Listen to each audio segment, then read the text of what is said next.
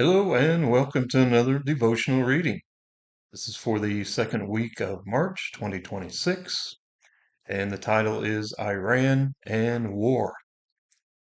So, with all the conflict that we're seeing in our world today, did a devotional directly for that. So, here we go. Let's get started. War, conflict, and unrest have been part of the human history since the very beginning. Every generation has watched nations rise, fall, and clash. But something about seeing it splashed across our screens, old headlines, dramatic footage, urgent alerts, hits us differently. It's very unsettling. It stirs something deep. Our minds can start to wonder, and they rarely wander towards hope. When the news involves our own nation or our own forces, the weight feels even heavier.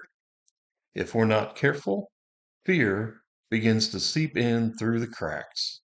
It wraps around our thoughts, squeezes our peace, and whispers about futures that haven't even happened. It's easy for our imaginations to run cattywampus, spinning out scenarios that haven't happened and probably never will. Before long, we're worrying about things that exist only in our minds. News feeds know that fear sells. Fear keeps you clicking, fear keeps you watching, fear keeps you scrolling. So they pour it out in nauseating amounts, hoping you'll take the bait. But God does not operate like a news cycle. Scriptures tell us plainly God has not given us the spirit of fear, but of power, love, and a sound mind. That is 2 Timothy 1:7. Fear is loud, fear is dramatic, fear is contagious, but fear is not from God.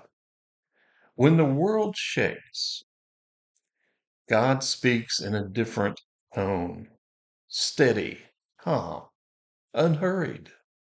While headlines shout, God whispers peace.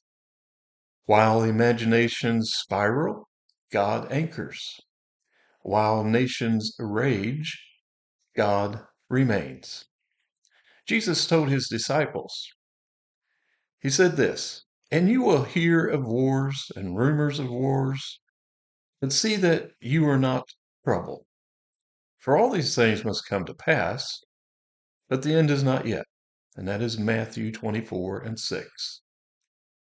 So, not because the world is peaceful, not because conflict isn't real, but because He is still in control.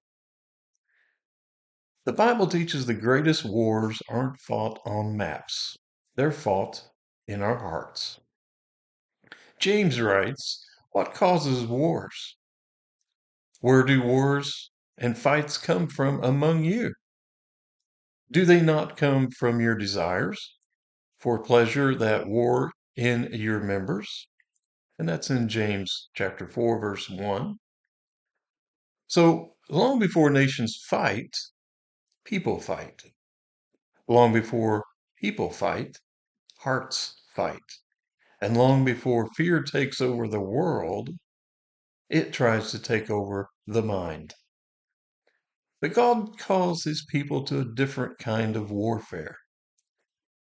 One, prayer that pushes back darkness, peace that refuses panic, and hope that outlasts headlines, love that shines when the world trembles. This is the battle God equips us for. The Bible ends with a promise, not of more war, but of peace. We find in Isaiah chapter 2, verse 4 this: He shall judge between the nations and rebuke many people. They shall beat their swords into plowshares and their spears into pruning hooks. Nations shall not lift up sword against nations, neither shall they learn war anymore. And that's in Isaiah. That day is coming. But until then, God gives his people something just as powerful: his presence in the middle of a storm. Jesus said this: "Peace I leave with you, my peace I give to you. Not as the world gives, do I give to you.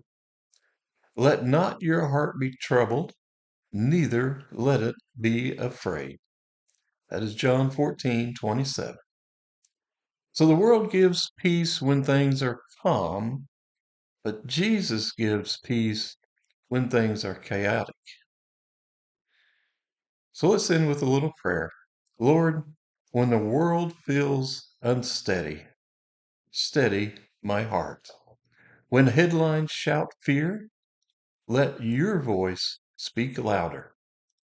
When my imagination runs wild, bring it back under your peace. Remind me that you are not shaken, not surprised, and certainly not threatened. Make me a carrier of your peace in a broken world addicted to fear. Amen. Thank you for listening. God bless. Have a great day.